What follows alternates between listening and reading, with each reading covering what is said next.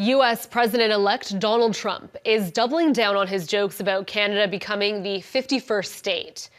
On Tuesday, Trump posted to his social media platform Truth Social, calling Prime Minister Justin Trudeau, quote, governor of the great state of Canada. The post comes after Trudeau spoke at the Halifax Chamber of Commerce on Monday, commenting on Trump's plans to impose 25% tariffs on all products from Canada and Mexico.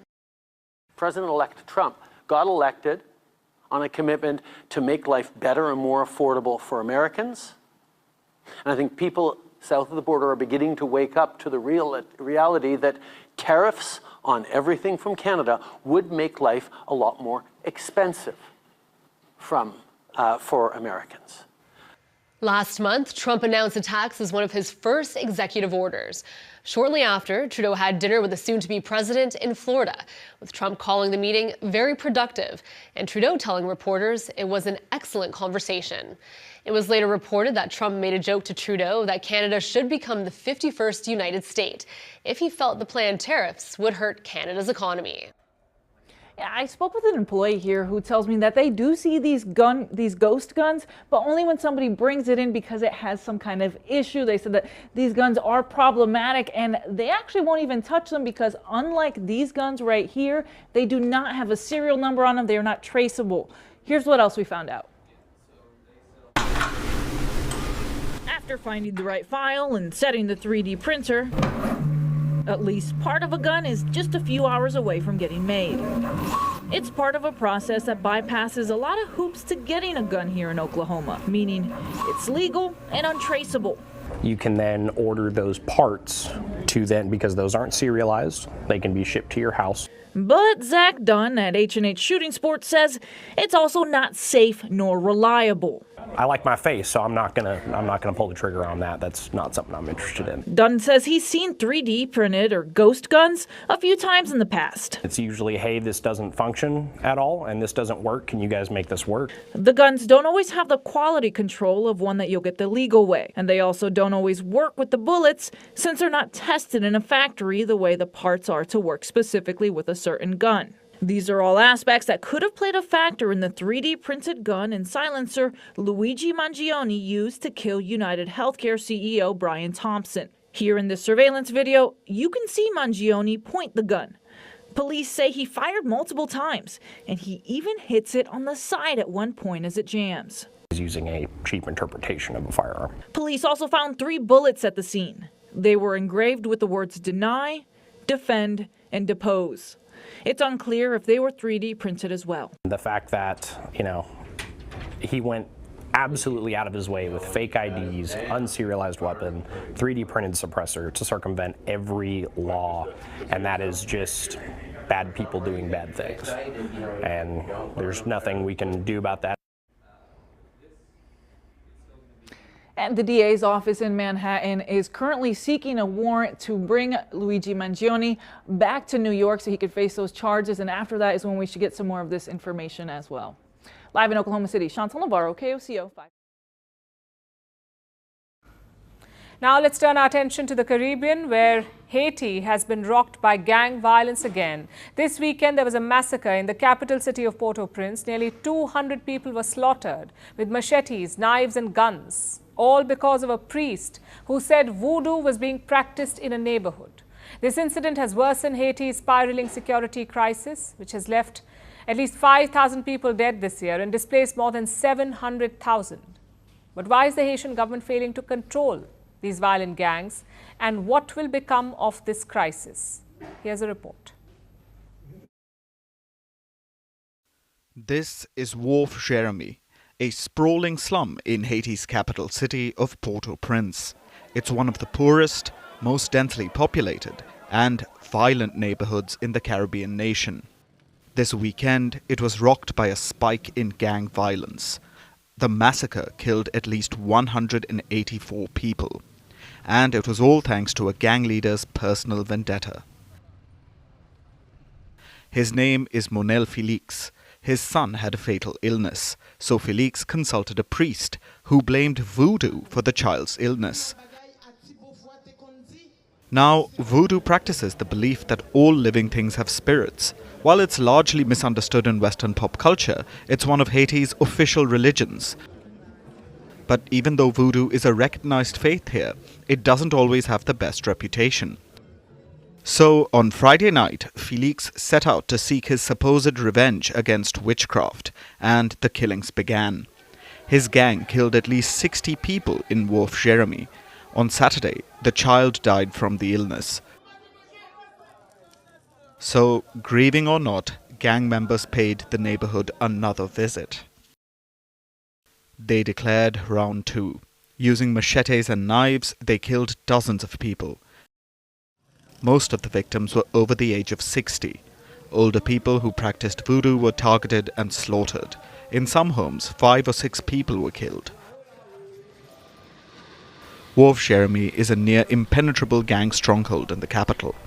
The police generally don't go there, and law enforcement is severely lacking. So people from outside the neighborhood, like motorcycle and taxi drivers, intervened to save people, but they too were gunned down and killed. While mutilated bodies are still being burned in the streets, at least 184 people have been declared dead by the UN. But experts predict that the actual figure is much higher, pushing the overall death toll in Haiti's spiraling security crisis to at least 5,000. The situation is getting much more critical. We've seen a growing number of internally displaced, now getting to over 700,000 in the country. Haiti has been embroiled in gang violence since early this year, when rival gangs banded together and attacked government institutions, including police stations, prisons, and hospitals. Since then, bloodshed has continued. Last month was particularly deadly for Haiti. 3 US airliners were struck by gunfire at the Port-au-Prince airport. The airport is still closed. Meanwhile, the government has been racked by political infighting, and the UN-backed police force, led by the Kenyan police, is severely under-resourced. So the government has struggled to contain the violent gangs, whose power is only growing. And this weekend's massacre is a grim reminder that Haiti's problems are far from over.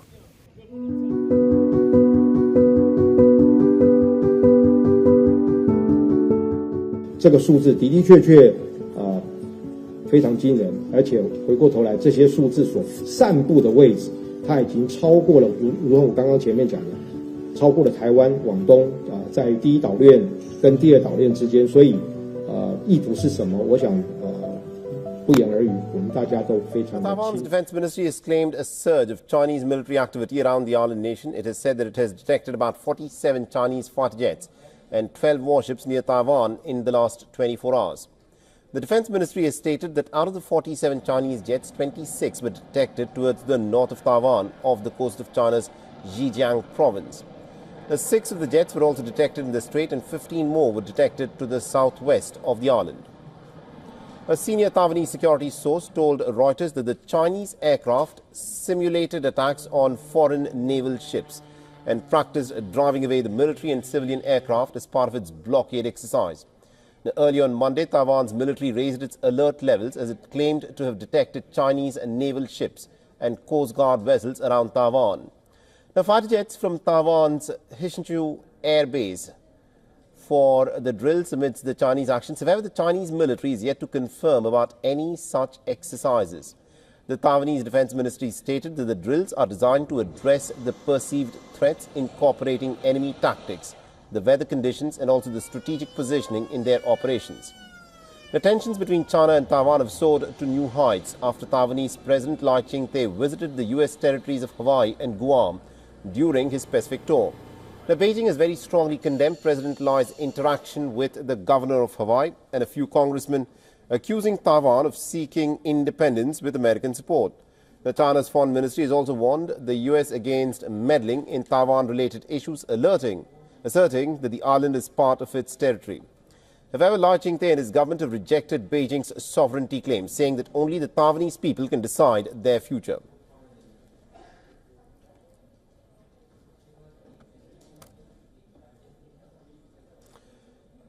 And for more on this, TVBS reporter Dimitri Brewis has sent us this report from Taipei. Listen in.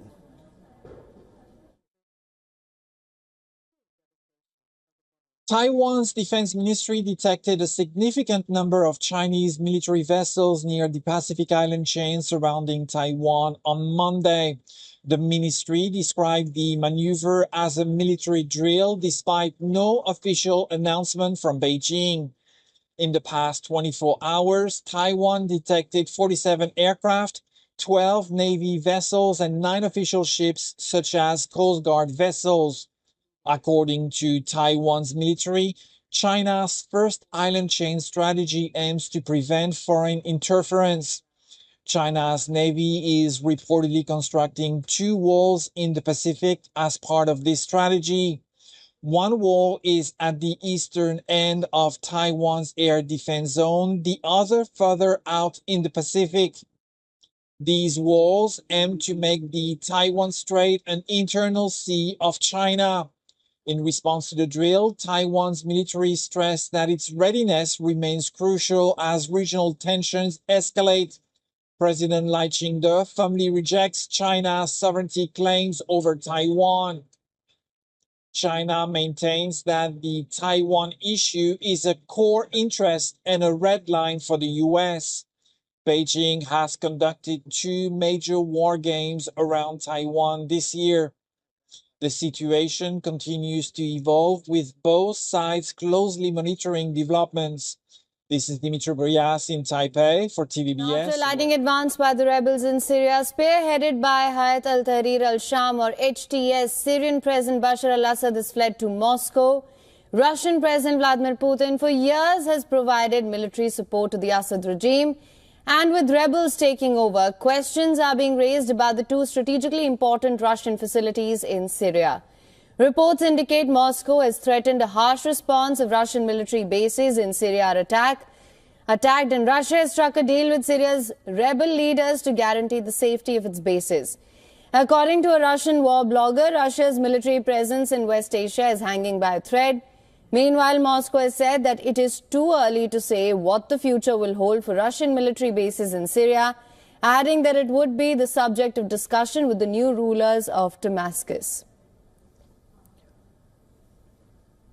Преждевременно об этом говорить. В любом случае, это все предмет для обсуждения с теми, кто будут у власти в Сирии. Сейчас мы видим, что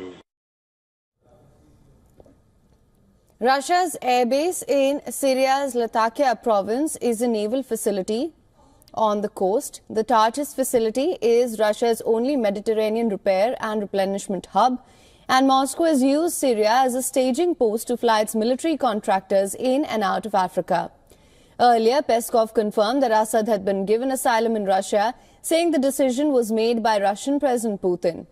When asked about a possible meeting between Putin and Assad, Peskov said none were currently in the official Kremlin schedule.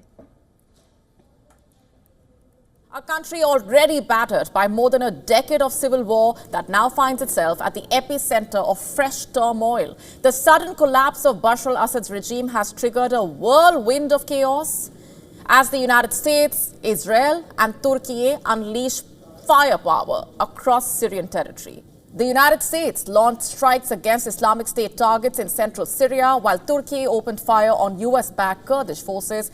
Meanwhile, Israel targeted military installations across Syria.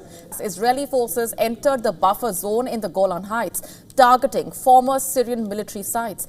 Syria's future remains uncertain. The US, Israel, Turkey, Russia, Iran are all vying for a slice of a fractured Syria. Syria has become a battleground not just for territorial control, but a major power play for West Asia.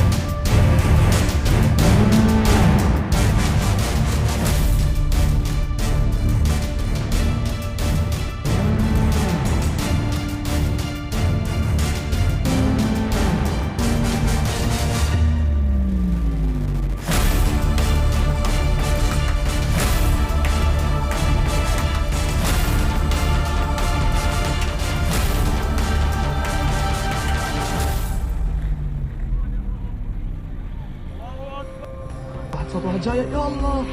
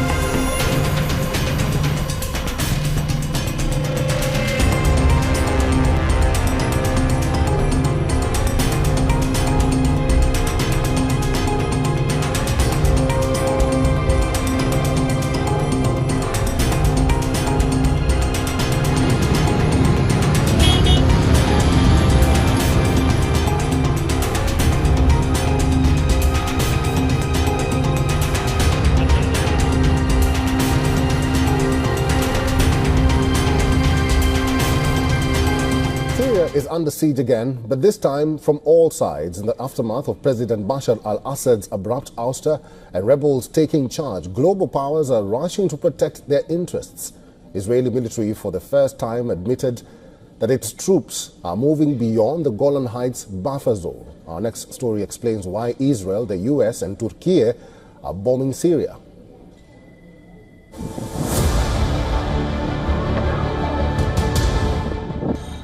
Missiles slice through Syrian skies. Fighter jets are constantly dropping bombs as military forces unleash a coordinated assault targeting critical infrastructure and strategic assets. The sudden power vacuum left by Assad's dramatic flight to Moscow has triggered an explosive geopolitical response, with each nation pursuing its own calculated objectives. Israel has carried out over 300 airstrikes in Syria, targeting chemical weapons caches, missile systems, and air defense facilities. These are destroyed boats and other equipment belonging to the former Syrian Navy in Latakia on Syria's Mediterranean coast. The Israeli military insists its forces remain near the border, denying reports of an advantage toward Damascus. With Assad gone, Israel is seizing the moment to eliminate potential threats, saying dangerous weapons might fall into rebel hands, but many fear that Israel might be aiming for a longer military presence. Israel is not the only country bombarding Syria. The US has bombarded over 75 Islamic State-linked targets, including camps and operatives in central Syria. The Pentagon claims the strikes aim to prevent ISIS from regrouping. Turkey, too, has intensified its actions, using air power to support rebel forces attacking Kurdish-held areas in northern Syria. This has sparked tension with the US, and the two NATO allies find themselves backing opposing sides in Syria's fragmented conflict. The United Nations has urgently called for an immediate halt to military actions and saying that the rebel coalition's leading group, Hayat Tahrir al-Sham or HTS, is so far sending the right messages. The reality is, so far, is that the HTS and also the other armed groups have been sending good messages to the Syrian people. Now, many Syrians are returning home and hoping for better times. Syria, devastated by a civil war that claimed 500,000 lives, now faces a new chapter of violence. The struggle for control in the post-Assad era has just begun. Bureau Report, WION, World is One.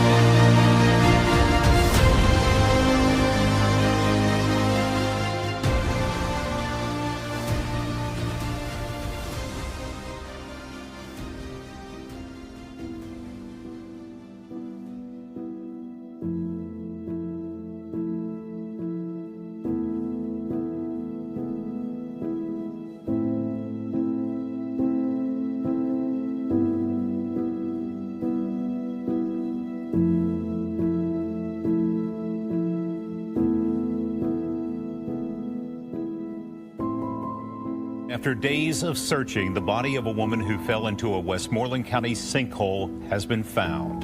KDKA's Krista Rose has been following the search for 64-year-old Elizabeth Pollard and is live this noon in Unity Township. Chris.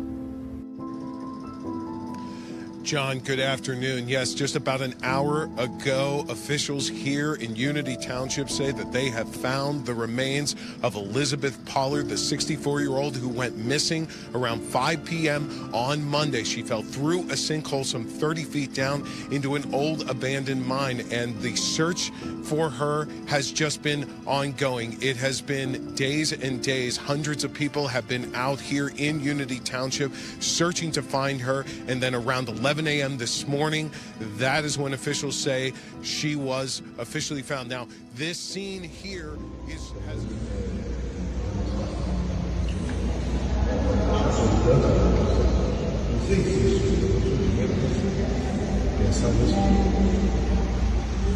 e para evitar isso aqui, só você não subir